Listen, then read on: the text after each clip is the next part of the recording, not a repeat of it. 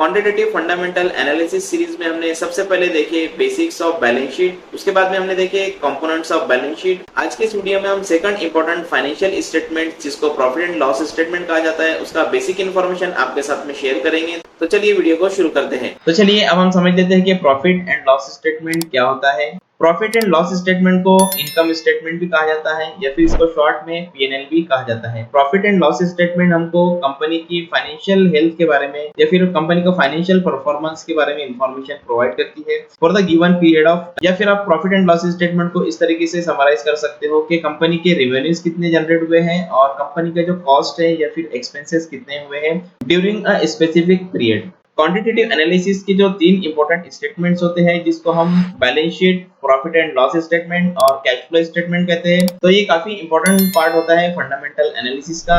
हर एक कंपनी जो stock exchange पर लिस्ट है उनको क्वार्टरली या फिर एनुअली रिजल्ट्स को डिक्लेयर करना होता है। तो कंपनी अपने फाइनेंशियल स्टेटमेंट्स को पब्लिकली डिस्क्लोज करती है जिसमें balance sheet, profit and loss statement और कैश फ्लो स्टेटमेंट्स शामिल होता है। अगर हम प्रॉफिट एंड लॉस स्टेटमेंट को balance sheet, cash flow statement के साथ में यूज करते हैं तो हम काफी डीप में फंडामेंटल एनालिसिस कर सकते हैं जिसकी मदद से हम कंपनी की ओवरऑल ग्रोथ और फाइनेंशियल परफॉर्मेंस को समझ सकते हैं। तो चलिए अब हम देख लेते हैं कि प्रॉफिट एंड लॉस स्टेटमेंट के बेनिफिट्स क्या होते हैं।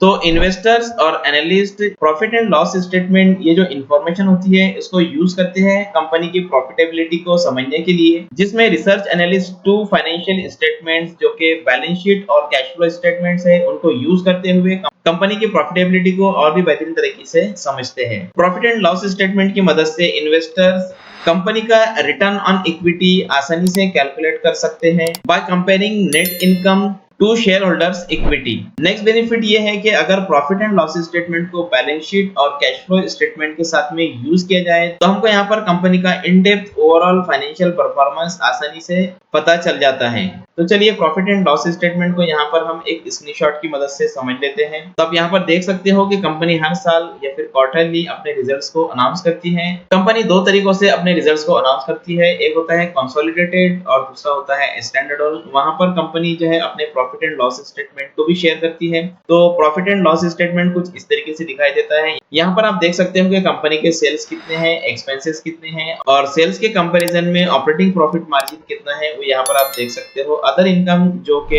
इंटरेस्ट वगैरह से आता है वो यहाँ पर आपको देखने को मिल जाता है।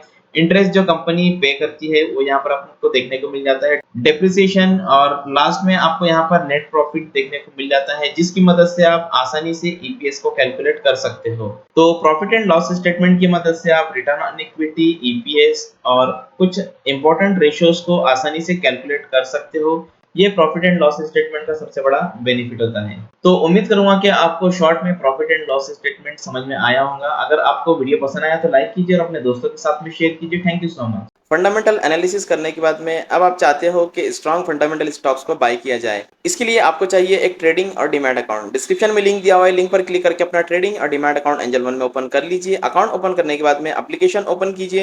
एप्लीकेशन ओपन करने के बाद में आपको राइट टॉप कॉर्नर पे स्टॉक का नाम डालना है। स्टॉक का नाम डालने के बाद में आप स्टॉक एनएससी सेलेक्ट कीजिए। जो आपके सामने कुछ इस तरीके का इंटरफेस आएगा। तो यहाँ पर आपको लोअर साइड पे बाय का बटन दिखाई दे रहा हूँ, सिंपली आपको इस पर क्लिक करना है। बाय बटन पर क्लिक करने के बाद में आप यहाँ पर डिलीवरी सेलेक्ट कीजिए, नंबर ऑफ शेयर्स डालिए, डिजायर्ड प्राइस डालिए और इस बाय पर क्लिक करके अपने ऑर्डर को कंफर्म कर दीजिए। तो इस तरह से आप काफी आसानी से एंजल वन मोबाइल एप्लीकेशन का यूज करते हुए अपने ऑर्डर को प्लेस कर सकते हो। Thank you so much.